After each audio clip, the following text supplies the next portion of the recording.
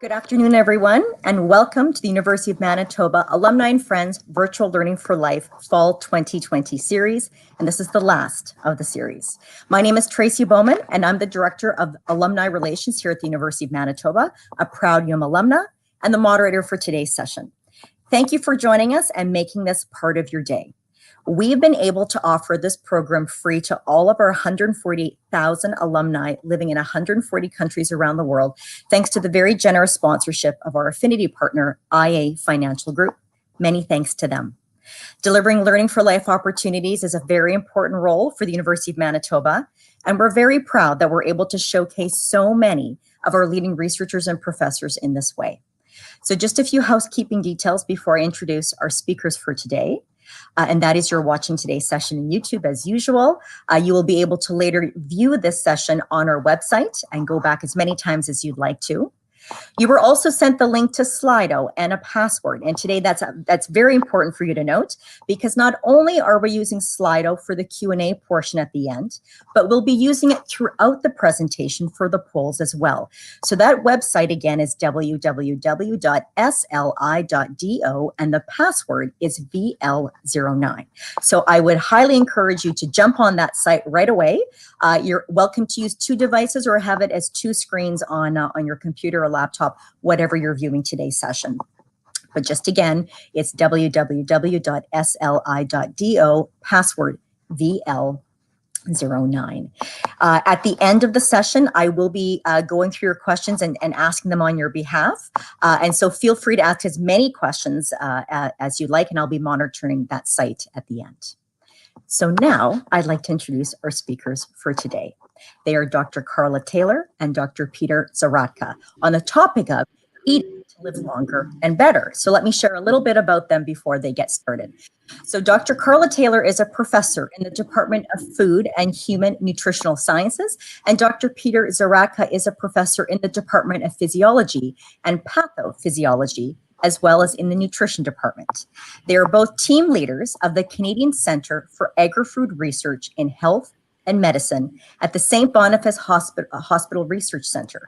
Their research programs investigate how plants and agricultural crops such as pulses, canola, and buckwheat may be beneficial for the prevention and management of obesity, type 2 diabetes, and cardiovascular disease. And their work extends from studies of molecules and trials. So with that, over to you, Dr. Taylor and Dr. Zahradka. Great. Thank you very much, Tracy. We're very pleased to be here with everyone today and to share something about our research and share some of our views about eating to live longer and better.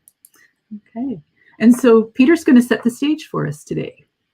Okay, we're going to learn a little bit about aging and health and some of the aspects behind it. But first, we'd like to start a poll with you. And this goes to what Tracy was saying about using Slido. And we'd like to be able to ask you to go to that and answer the following question. What is your age? Are you less than 40, 40 to 54, 55 to 69, or 70 and over? You'll have a chance to do that while I'm continuing to talk. Why are we asking this question? Well, you need to be familiar with the fact that Canadians are living longer, and this is a good thing. You can see from 1922 all the way to 2000, there's been a 20-year increase in our life expectancy. At this point in time, 2020, the elderly are starting to become more numerous than those of kids under 15 years old, and that's going to continue going all the way through the next future. But what has been contributing to this increase in age? Well, smoking has been a big part of it, largely by men starting early, but the fact that women have also been smoking and they have stopped as well. A large number of factors are related to both cardiovascular disorders and cancer. With respect to cardiovascular, most of the reductions in mortality or death are linked to treatment, improvements in treatment, whereas the other half is linked to better management of risk factors. With cancer, you have much better detection going on now, as well as disease management. But Nothing is 100% positive. At this point in time, we're seeing more obesity and diabetes happening, greater numbers of people with dementia. It's interesting, but as you age, your immune system also becomes less functional, so you get more susceptible to infections. There are medical efforts that will help you live, but will decrease your quality of life. And if you yourself are trying to avoid medical treatments, that also may decrease your quality of life. Plus, there is a burden associated with a number of non-fatal disorders that lead to a reduction in quality of life as well. Now, chronic diseases will have an additive effect on your life. As you can see here, somebody age 65 is expected to live about 22 years longer. But as the number of chronic conditions increases, and you can see it can go all the way up to 10, the number of years that you can live past that time certainly decreases by quite a bit. So what has the World Health Organization done? In 2014, they developed a strategic initiative that says that although people are living longer, they're not necessarily healthier than before. In fact, about a quarter of the overall global burden of death and illness in people over age 60 is attributable to long-term chronic diseases. And this is a list of the ones that are the most prevalent. However, the responsibility for improving quality of life for the world's older people goes far beyond the health sector. And this is a statement taken out of an article in The Lancet. What sort of assistance do we require to help? Well, most of the burden can be prevented or delayed by placing greater emphasis on early life strategies that promote healthy behaviors and control metabolic risk factors. So prevention. But there is a barrier to these strategies in that people assume that chronic disease burden is made up of a variety of individual diseases, as you saw in that graph where you saw 10 different chronic conditions and have the effect, but they are managed independently by the health system these days. Realistically, older people are more likely to have multiple coexistent and interrelated problems, which means that everything really fits together. And therefore, the assessment must be more comprehensive, taking into account a variety of different conditions acting together. And the care must be coordinated to provide the best outcomes for the older adult. So what can we do in terms of healthcare? Well, geriatric assessment and coordinated care are the exception at this point rather than the rule. Medical community emphasizes individual interventions for single conditions rather than applying approaches that could slow or prevent disease occurrence. Again, prevention is not actually happening.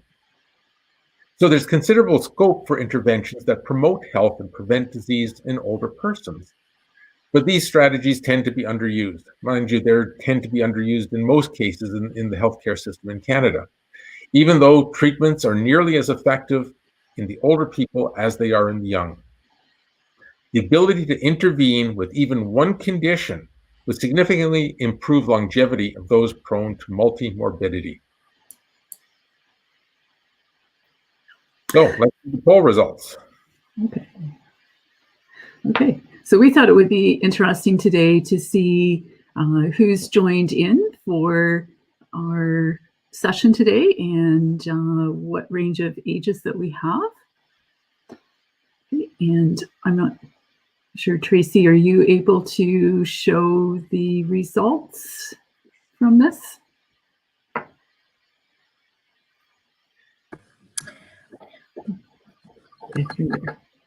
So I've got the results up on my screen. I'm not sure if, Chris, you need to vote so then you can see them all. But on my screen, I have it as 6% are under 40, 8% are 40 between 40 and 54, 53% of our listeners are 55 to 69, and 32% are 70 and over. Okay, great. Thank you. Okay. So we are going to keep incorporating this information as we go forward. And what we have now is we're going to follow up with another poll that we'd like you to participate in, and find out what are some of the things that you're currently doing to reduce the outcomes of aging. And for this particular poll, you can choose as many that apply. But we're interested in how many people are watching what you eat and drink. Do you think about incorporating some activity or walking, things to keep your brain active, having social connections and interactions, and other things that you do? And if you wish, you can put some of the other examples into the chat box in Slido as well. Okay. So what we want to move into now in part 2 of our talk is talking a little bit more about the current state of knowledge. And given my background in nutrition, I'm particularly interested in how nutrition can help mitigate the diseases of aging. So this is a interesting graph that's been published, and it kind of depicts what happens as to our functional capacity. Say when we're very young as an infant, we need support. But through childhood and adult and older age, I know most of us hope that we're following the trajectory of the green line. But for some of us, we will be on the trajectory of the red line, where more and more care will be required. And one of the questions is, next to that arrow is, what can we do to help maintain more people along the trajectory of the green line, or someone who is on the red line is being able to improve their functional capacity? And what sort of tools do we have to do this? And so I think this is a very interesting quote that's been published about interventions such as nutrition and robust public policy are needed to positively affect the functional capacity trajectory as we age. And I think it's interesting, right? It's a combination of things, the nutrition, things that we can maybe do on our own, but also how does public policy affect what is available to us? Right? And so in the nutrition area, there are numerous studies looking at how particular components in our diets or patterns of eating, how they can affect our longevity. You can see a range of dietary items here. A little later in our presentation, we're going to focus on pulses, which we've been studying. But first, we just want to present a little bit more background. And so one of the studies that has been done, which is rather long-term, it was almost out to 5 years, was one of the first to do really question in a research setting and in a controlled study fashion, does the Mediterranean diet make a difference? And so this was the PREDIMED study. You can see over 7,000 Spanish participants were enrolled. They had either elevated risk of cardiovascular disease, so that meant that they either had diabetes or they had at least 3 major risk factors for cardiovascular disease. But at this point, when they started the study, they did not yet have any cardiovascular disease. And so they were randomized into the study to follow either the Mediterranean diet, supplemented with some olive oil every day, or they followed the Mediterranean diet and they were provided with a supply of mixed nuts. And the control group, or the placebo in this study, received non-food gifts. And they were actually given some advice for following a low-fat, healthy diet. And these people were followed for 4.8 years. So they were consuming their diets as they were choosing them. They were followed to see that they were consuming foods that would be consistent with the Mediterranean diet.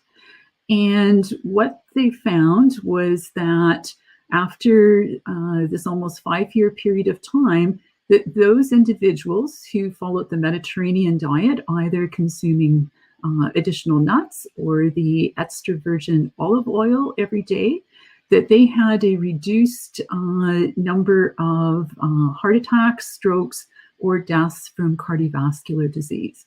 And so this was one of the first larger studies to show that with what we call these hard endpoints, that a dietary pattern like the Mediterranean diet can make a difference.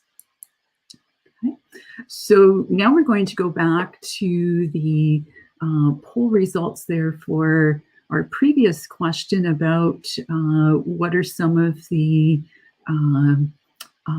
diet and lifestyle factors that you might be following these days and to have better health and healthier aging. And what do we see this time, Tracy?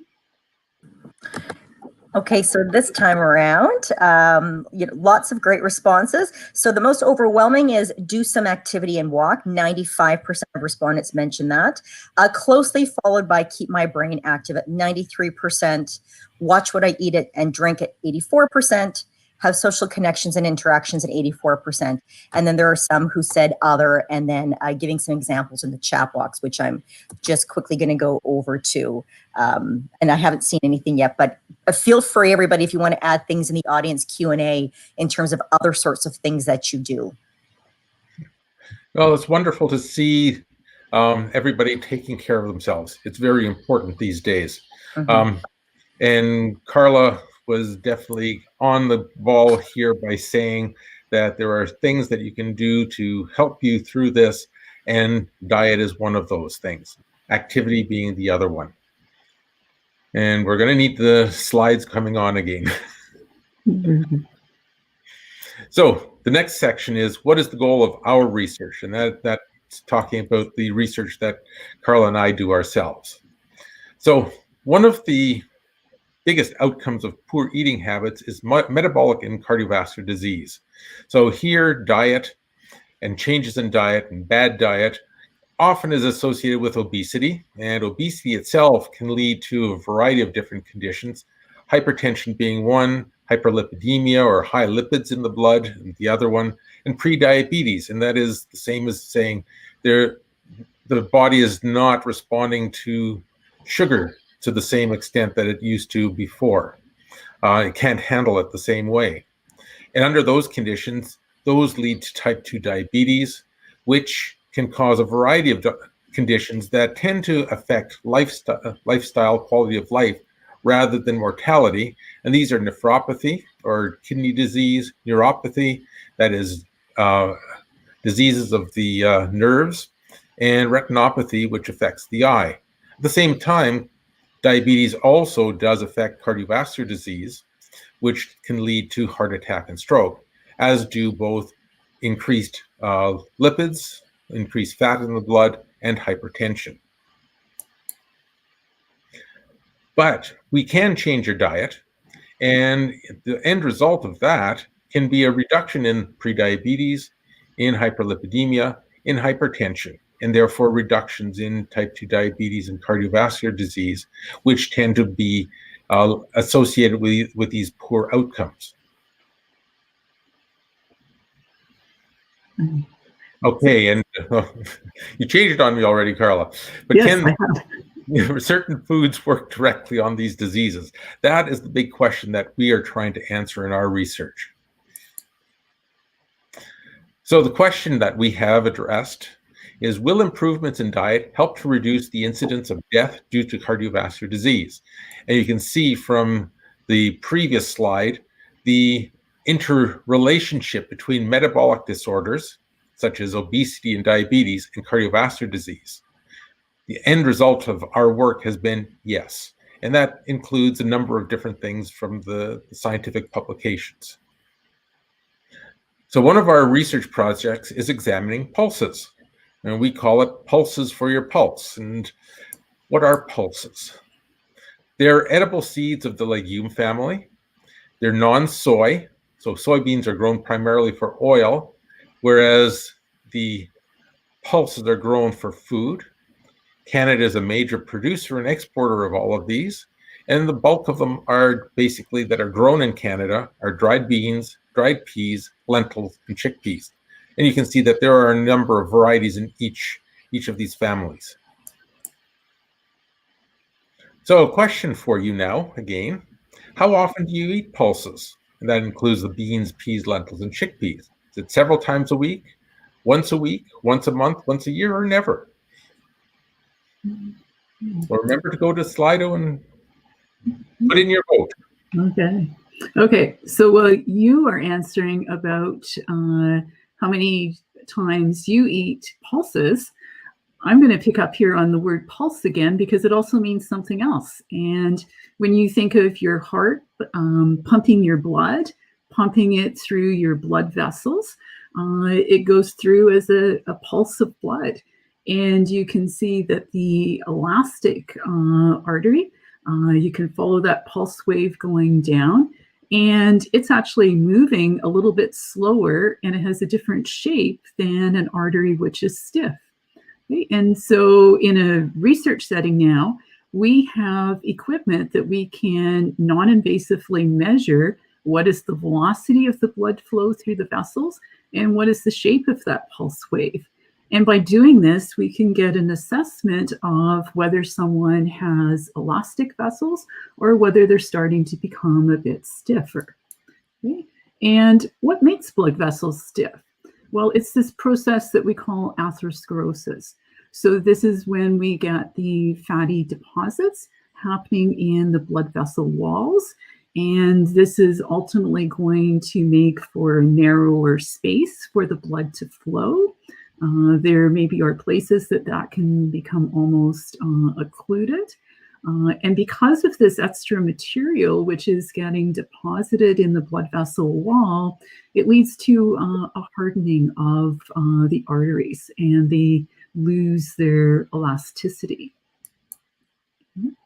Now, we often get asked, so what is the time frame for this progression of atherosclerotic disease and getting these deposits in our blood vessels?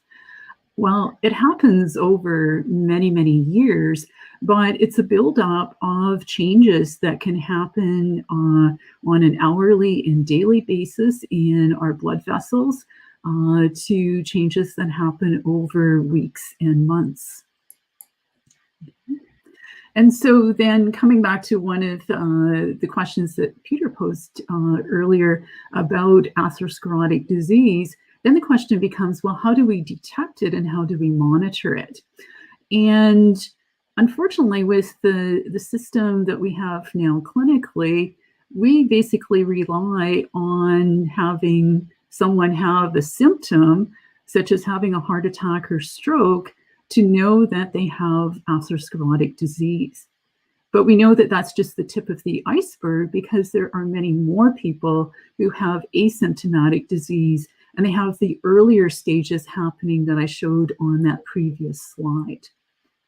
And although blood cholesterol is often used as a risk factor, that's based on very large population studies. And though it may work good in a very large group of people, it doesn't work so good at the individual level as to knowing what the actual status is of someone's blood vessels. So then one of the problems that we have right now is that the only clinical approach that is being used is really to treat the condition with a pharmacological or surgical intervention to prevent death after an event has occurred. Right? So after someone has already had a heart attack or stroke. Right? And our question is, what can we do to intervene before a clinical event occurs?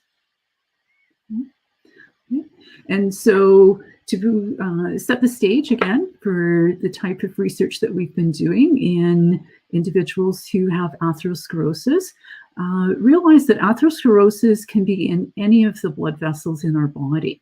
So usually we hear more about it in terms of happening in our heart and heart disease or coronary artery disease, abbreviated here as CAD, but it can also happen in the legs. And in that case, it is called peripheral artery disease, or PAD. And in this case, it's that hardening and narrowing of the blood vessels, which is happening in the legs. And so this leads to a number of symptoms. And I like this slide because it's really saying, I mean, this is the signs of heart disease from your feet.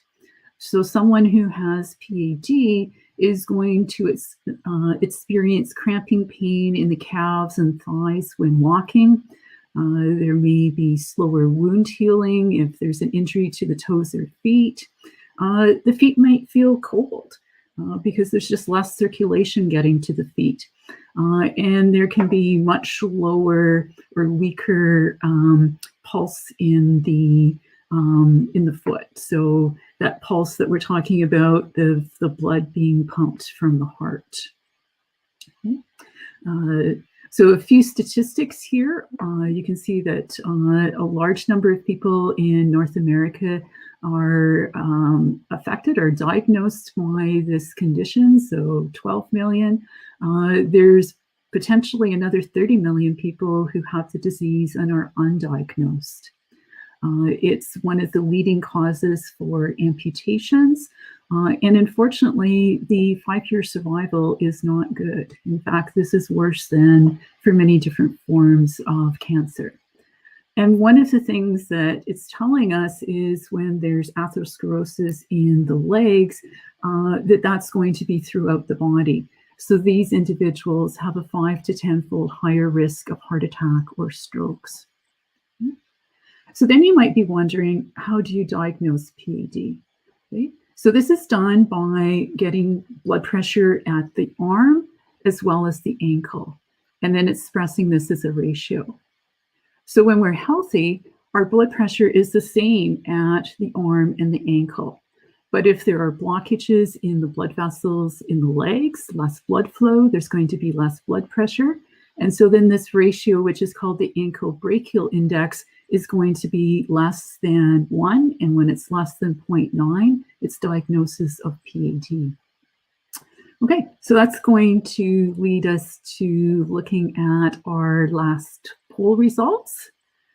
And what did we find out this time about how often people are consuming bees? I'm getting tongue-tied today. Go ahead, Tracy. There appears to be a lot of pulse eating amongst our audience, which is great. The most common response though is at least once per month, but close to several times a week at 26%, and both at 20% is at least once per week and at least once per year. And only 4% said never.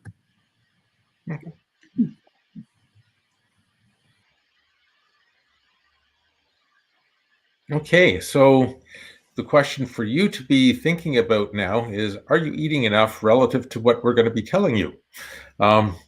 Can pulses improve blood flow in individuals with peripheral artery disease? And you can see where we're going with this, I think. We did a human study. It started in 2006 and finished around 2010 with 26 individuals who had PAD.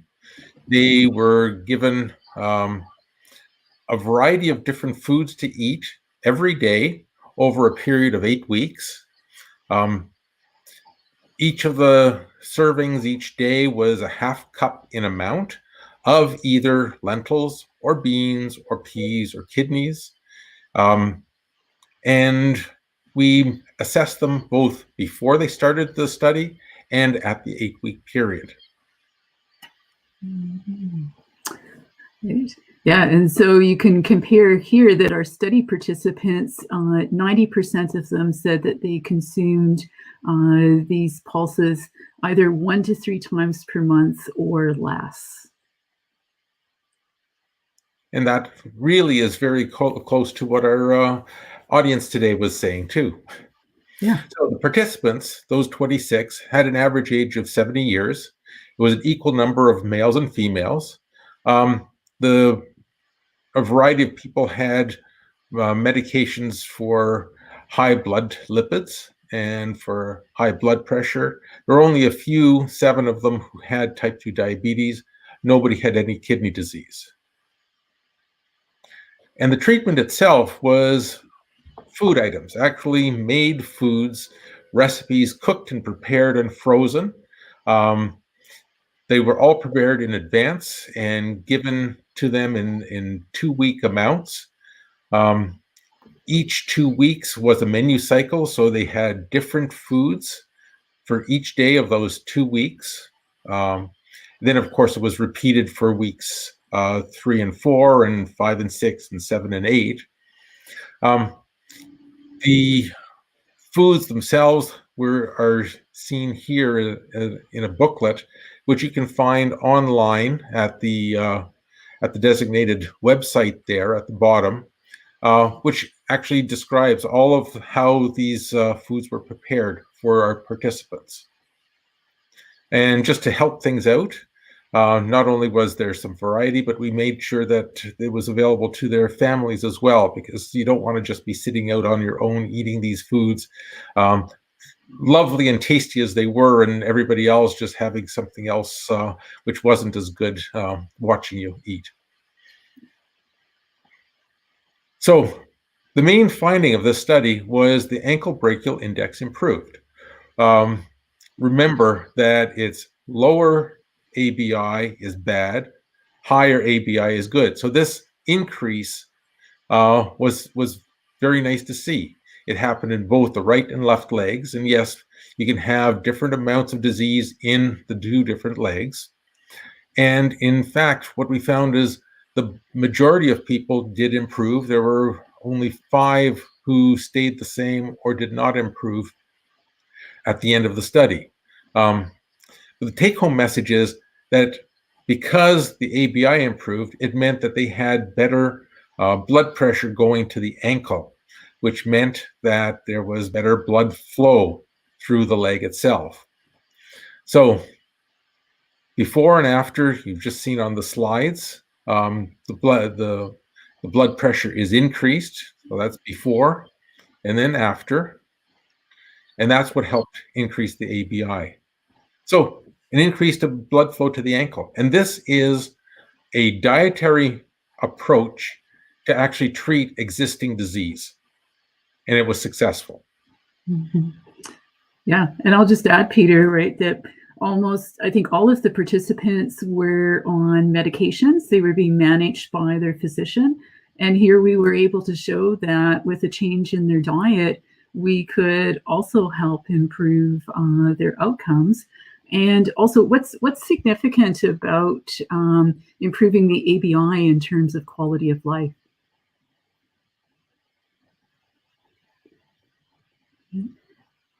Oh, well, yes, the quality of life is much improved, as we saw from that sheet of conditions that Carla mentioned earlier. So you've got better wound healing in the foot, better feeling there, not as cold. And the main problem always is that you can walk farther because you do not have this pain or claudication in the thighs or calves that is associated. Just on a personal note, our fathers have walked all their lives, and Carla's father is still going strong, and he's in 88 now. Okay, and my father made it all the way to 91 with basically walking all the time as much as he could. He was still going 5 miles a day, he said, when he was in his mid-80s. So this is the kind of thing that you need to be able to do, and you should be able to do no matter what the age is that you've reached. Okay, so can pulses improve the response after a meal? And so this is a question that is very rarely asked.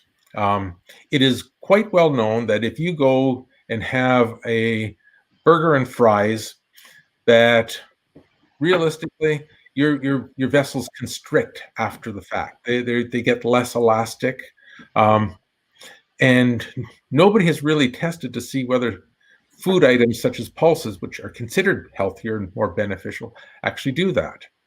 So what is actually being worked on is something called vascular tone, which is the degree at which the artery constricts relative to its maximal diameter.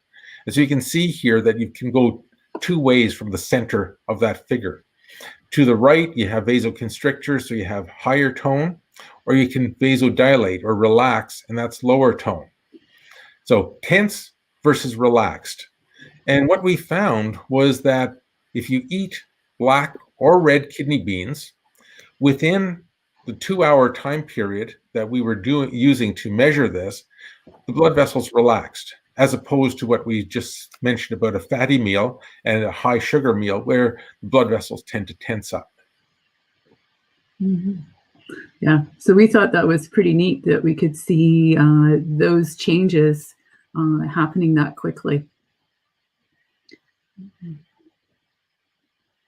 Okay, so we also started looking at how the individual pulses, rather than a group of them, actually worked in the body to try and produce these results.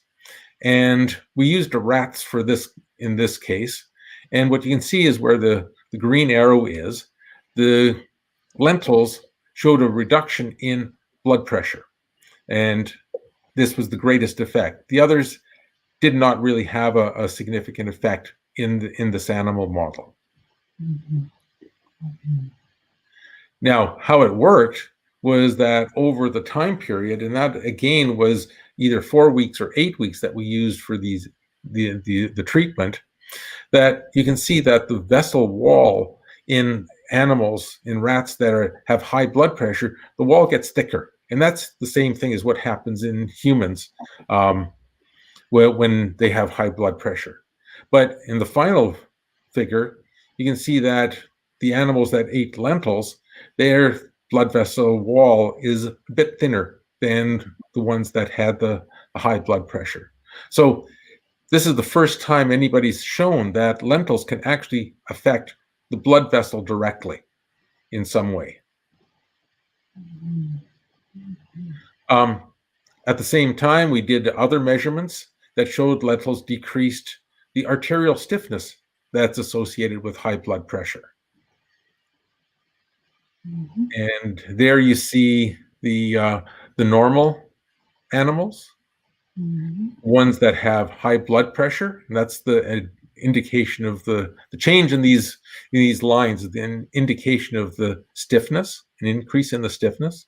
The ones who had green lentils specifically, showed an improvement, basically to the normal rats that did not have high blood pressure.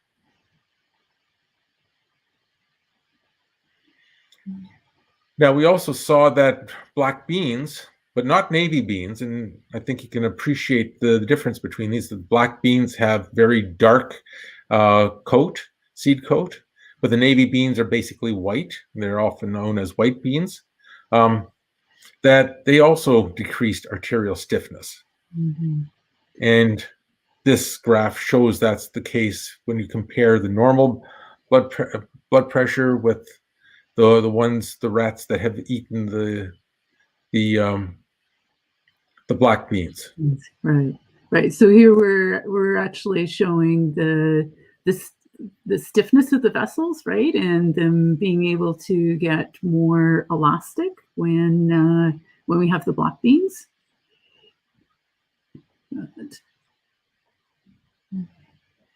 And here, this is an indication of the difference in the seed coat colors. You can see the different beans, black beans, pinto bean. And what we've done is extracted out the pigments and separated them according to their chemical properties, and that these things are quite different when you look at and compare the black bean with the pinto bean. Now, one of the interesting findings from the study is not only did we have them on the beans for a period of 8 weeks, but then we took them off and monitored them for an additional 2 weeks, up to 4 weeks. And the boxes are showing you which ones have the effect of the 8-week feeding, and then compared with the washout period. And you essentially lose the benefits of the beans on your blood vessels after that 2 to 4 week period of washout. So you have to keep consuming or eating these foods if you want to keep having the benefits. Mm-hmm. Okay, so we're going to interject here now with another poll. So this is going to be our last poll for today. And we're interested in finding out, how do you consume different pulses? And so we have some different options here for this. And we're first asking, A is about, do you cook things at home from scratch using dried products? B, do you use canned pulses? C, when you're in the store, do you buy prepared items? So examples could be, say, a hummus, a chili, a pea soup, or a bean salad. Or you find that these pulses and products that you can have at a restaurant, and given our current situations today, as takeout from, say, a restaurant, or takeout from a fast food establishment. And at the bottom there, just some examples that you can think about in terms of, what are some of the different types of foods we consume that contain beans, peas, lentils, and chickpeas. Carla and Peter, I had asked Chris just to put me back in because I was noticing monitoring on Slido, but you answered one of the participants' questions, which was asking about whether hummus qualified as eating chickpeas. That was something that was of interest to somebody. And then also, what you're mentioning is the half cup of pulses dried or cooked. So I wanted to just address those things now in case it affected anybody's responses. Yeah, great. No, thank you. So in the human study we did with people who had PAD, that was a half a cup per day of beans. Another day they would get a food item that had a half a cup of peas. Another day, half a cup of lentils, or half a cup of chickpeas. So in a sense, that was the amount or dose that we were looking at. In the study where we looked at just the short-term effects within a couple of hours, they were consuming 3/4 cup of beans, cooked beans, for their breakfast, essentially, in that particular study. Just want to reiterate that it was cooked in, the amounts are cooked beans, not the dried beans that in the measurements. Mm-hmm. Yeah. Okay, great. So the reason that we're asking you here about the different ways in which you consume pulses is that one of the comments that we often get at the end of our studies is, someone saying to you, we like these tasted good, where can we get them? And being a little bit more limited, I think, in some of the prepared foods that are available that contain the pulses, and particularly to get that half a cup serving, right? Because with anything, we have to have enough of it in what we're consuming to get enough of those valuable compounds. Okay. The other thing that we've been interested in is what are the effects of processing method on the health benefits of pulses? Okay, because with various initiatives, say within the food industry, they've been wanting to come up with products that are easier, convenient foods for us as consumers to be able to buy.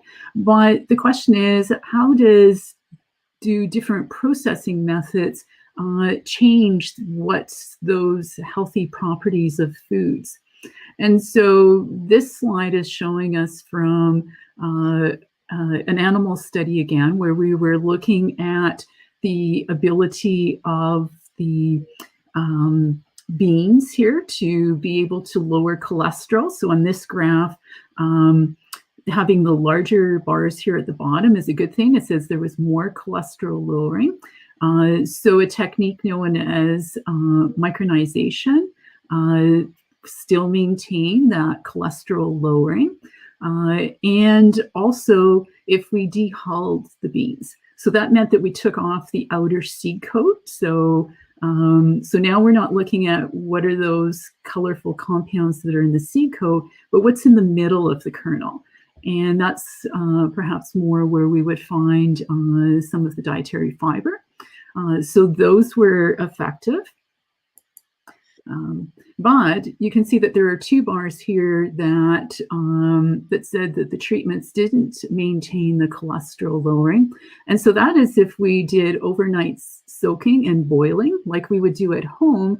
And if we milled that very finely, we lost the effect compared to if we had the same material that was boiled, but it was coarse milled. Okay. The other treatment that did not work as well for maintaining the blood cholesterol lowering was something that was extruded. Okay? And so extrusion is a technique that's sometimes used to make these puff products, to make different types of snack products. Okay?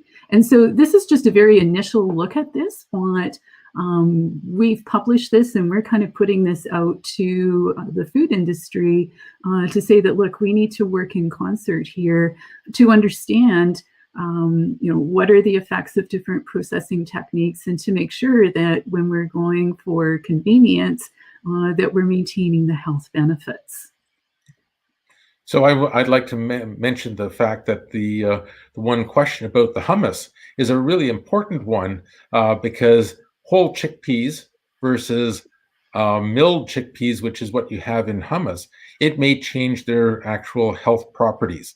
You are eating chickpeas and in a fairly high amount when you're eating hummus, but we don't know whether the benefits of chickpeas are maintained when they're ground down into hummus. Mm-hmm. Yeah. So really important thinking about what is the form that we're consuming our food, right? And I'm sure some of you are already thinking about whole foods and unprocessed versus what processed food may mean. So to in the next few minutes here to summarize what we've shown you today is that based on our work, we have evidence that pulses may help prevent the progression of early stage vascular disease, that we can do that both with beans and lentils. And prevention is very important, and especially being able to do this at an early stage. But I think another take-home message is if you think of the study we did in the older individuals with PAD, we could also show that in an older population that we were having benefits on blood flow in those individuals. Okay. I guess one of the caveats, though, is that although pulses may be good, we need to think about, that processing may alter how well the pulses work. And this is another area where we need more investigation. So then what are we proposing? So just a very simplified model here about aging going to promotion of atherosclerotic disease, and this process being accelerated by conditions such as obesity, diabetes, and inflammation.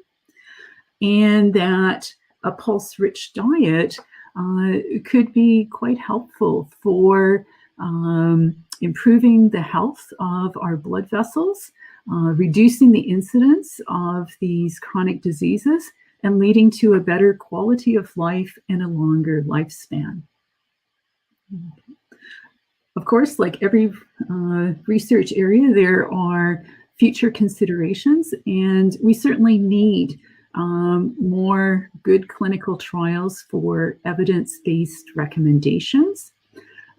Many of the trials that are being funded are in the context of supporting health claims for particular foods, and this is important, but to realize that these studies are being done in healthy participants. And so I think we need to be thinking more about how should we be doing these studies in participants who are taking medications or have advanced stages of disease, and also making sure that our studies represent both males and females. This emerging evidence is showing that heart disease may affect women slightly different than men. And like the question that was raised by our audience, we certainly need to know more about, how much to consume and how often. When we did our 8-week study in people with PAD, it was half a cup every day for 8 weeks. But we all know that we like to have some variety in what we eat. So we often get asked, what do we think is the minimum amount of pulses that could have the similar effects, but over a much longer time. Okay, so go ahead. So we've got the final poll results to see. Yes, and overwhelmingly canned beans, peas, lentils, or chickpeas at home, 68% by our audience, followed by dried, then at 17%, purchase prepared is at 13%, and then just 2% from takeout from a restaurant. I should note there was one audience member actually said that they actually eat it or consume it in a variety of ways, but they were only able to answer just the one. So I'm not sure which one. So just to note in terms of multiple response versus one response. So. Anyways, it's great to see this kind of response, because even though you're not eating it very frequently, the fact that you're having them and that you're having them in this format is going to be beneficial no matter what. And the only thing we can do is encourage probably to eat a little bit more frequently. But I think you're getting a sense of what some of the limitations are and what some of the beneficial effects could be if you do that. So we need the last few slides. Yes, so basically we're finishing here. He that takes medicine and neglects diet wastes the skill of the physician.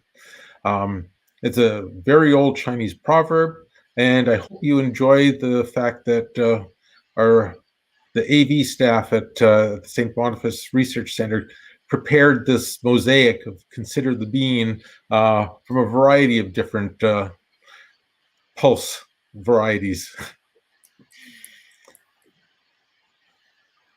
And of course, we could not have done this without funding from a variety of different sources. The wonderful research team that we had to help us to do it, well, actually, they were the ones who did it. We were the ones just supervising. The facilities that we have to work with, and of course, the study participants, without whom nothing could have been done. And we really do appreciate the volunteers that do help us out in our clinical trials. If you wish to reach us after the fact, our emails are up there, and we're always happy to answer any questions that you have. Thank you very much from both of us for letting us come into your life, and we look forward to Tracy reading us a number of questions that we can answer. Great. Well, thank you very much. That was really, really interesting and great to always learn more about pulses. So lots of questions and some comments. So I'm going to start with one comment from our audience member, which is this person says they recommend the Pulse Canada recipe booklets as having, I guess, pretty good recipes. Anything? I don't know if you want to comment on that specifically or. Yes, there's lots of great recipes out there. And it also reminds me that Peter and I gave a challenge that we were going to see if we could walk the talk and consume lentils once a week for a year. And so with our two families, we did that. We alternated weeks and who needed to prepare the food for all of us. And when I started into it, I thought, okay, maybe this is going to get hard after a while. But when we got to the end of the year, it was like we had just gotten started. I mean, there's just so many neat things you can make in thinking about the different seasons of the year. And we went through the entire 52 weeks with different recipes each week. What was your favorite? There were a number of them, and I just can't remember the name of the ones.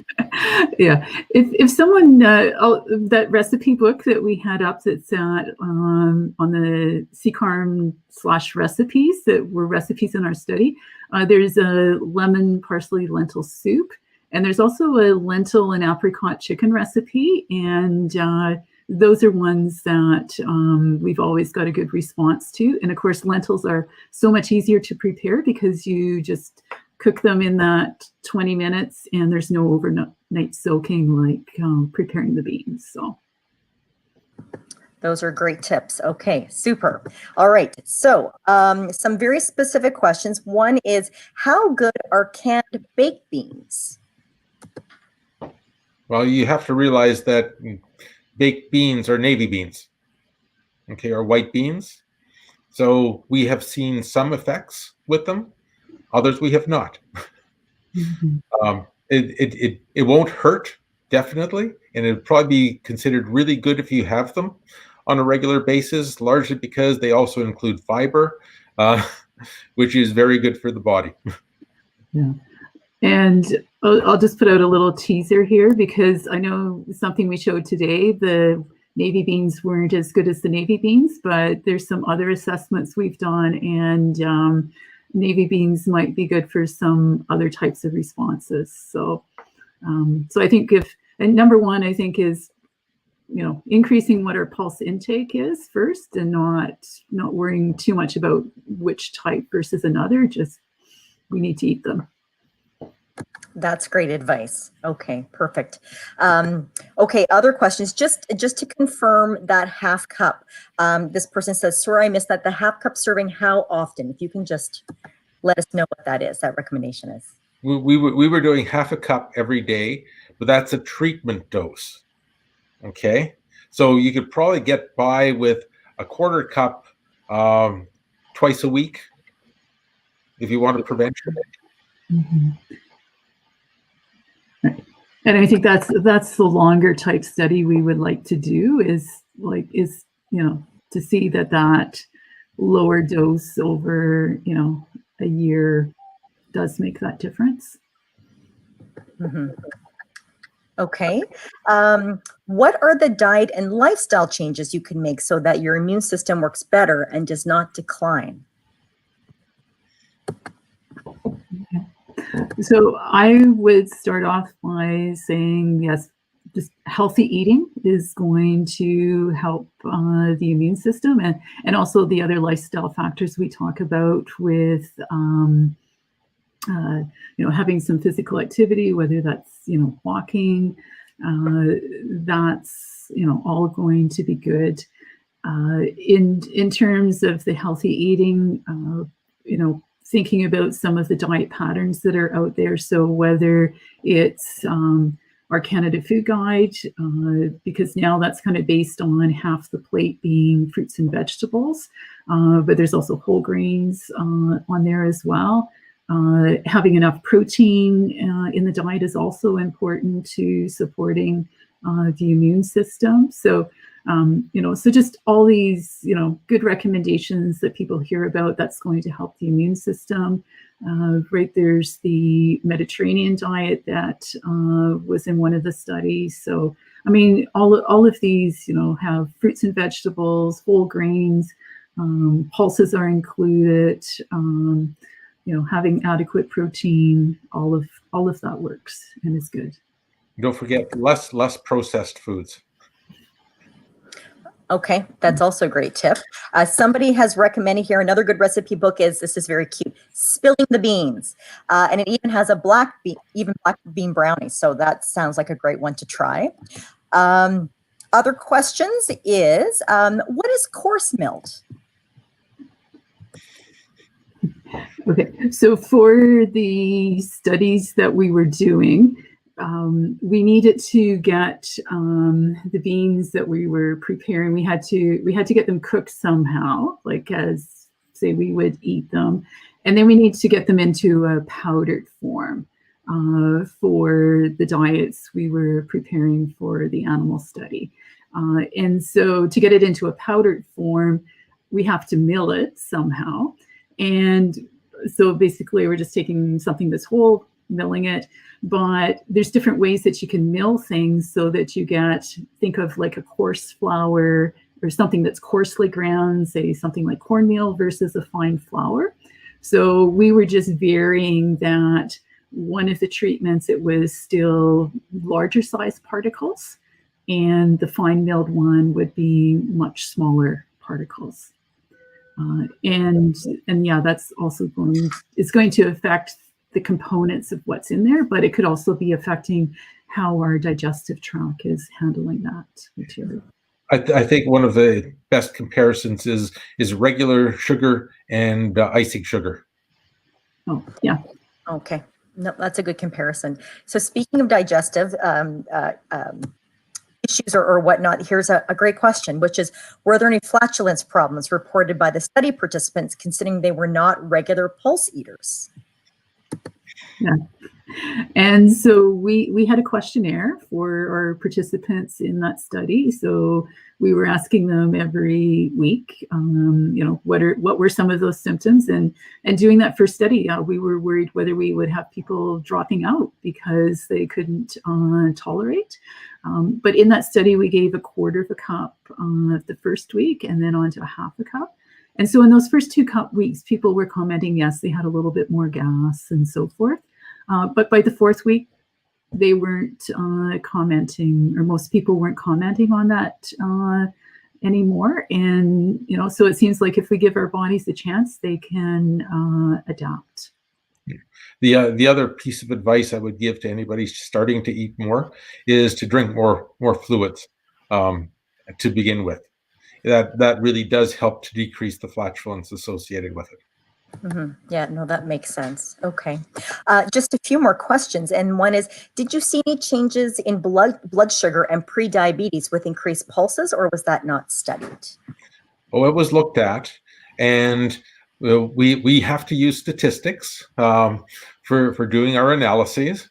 And what we found was there was a change in blood sugar, but it wasn't statistically significant. It was really close. There was a very strong trend to saying that it was reduced, but we cannot go out and say that it happened because it didn't fall within the statistical system that we were using. Right. And I think, and the other thing was our study was only 8 weeks long. And usually we say we need to go out to at least a 12-week study if we're looking at some of those changes with blood glucose and glycated hemoglobin. Okay, great. Just maybe 2 more questions. And that is, were the participants' activity level assessed as well during the study? No, we didn't have a formal way of doing that. But that's something that we've wanted to incorporate into other studies. And so, for example, in one of our current studies, where we're looking at consumption of pea protein and weight loss, we're giving our participants Fitbits. And so that's the way that we're going to be able to monitor whether they've got other types of activity changes happening. And I guess that also reminds me to say that if people are interested in these areas, we are running other clinical trials, and we're always looking for volunteers for our studies. Perfect. So if anybody here who's listening wants to participate, they can reach you at those email addresses that you shared earlier, right? Yes. Okay.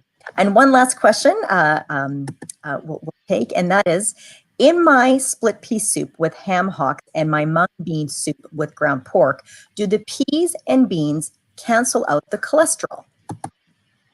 Oh, good question. We'd love to know that, but it's going to take another study to do, and we're always looking for money to be able to do these kinds of studies. And that's one of the hardest parts to any kind of research work, is getting the right amount of work, money to support the type of work that we're trying to do, and the answers we're trying to give to the people that. Okay.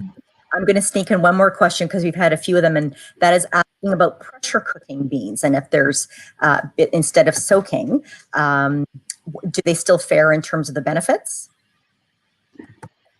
Okay, I kind of missed a couple of the key words there just because my internet maybe cut out. Oh. So can you just phrase that again briefly? Sure. So there's a few points about pressure cooking. The specific question is, how does cooking pulses without soaking in a pressure cooker fare for the benefits?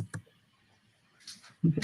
Well, I guess the bottom line is we haven't experimentally tested that, but given that the cooking happens faster and usually with less water involved, there is, I would expect benefits to be maintained.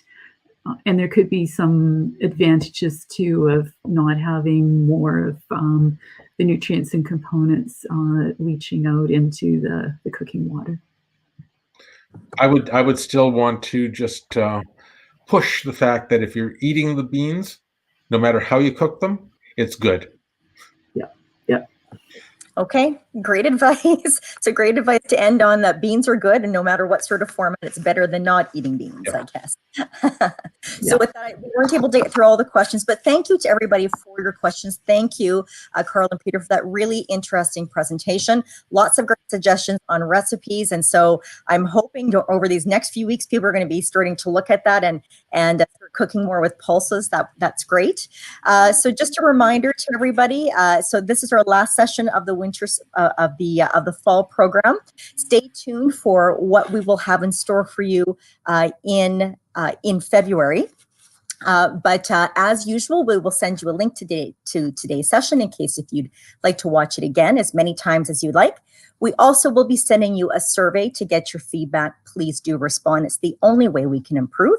We will also be sending you a little bit of a longer survey, and that is to assess the entire program in general. Again, we're wanting to learn, and any feedback that you have, we would love to know.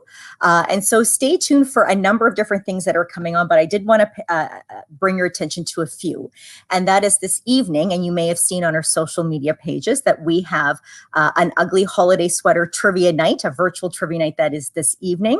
You can learn more about that on our alumni pages. We also have the UM Alumni Book Club, again, a virtual program. We will be starting our next book read in January, which will be Little Fires Everywhere. So please join if you haven't already. We also have an online career mentoring platform, which connects students and alumni, also a great way to connect. And so all of these opportunities that I'm sharing, you're able to do from your home or wherever you are. They're virtual connection points. And then we will also be sharing in the new year what our winter program looks like. We will be changing direction just a little bit, and we will be inviting some of our alumni who are notable experts in a variety of different fields and industries as part of our winter program. And then we will again have a spring program as per usual in May and June. So thank you again for spending the last hour with us. Thank you for spending the last number of weeks with us if you've attended many or some of the sessions. Stay safe, happy holidays, and we will see you in 2021. Thank you.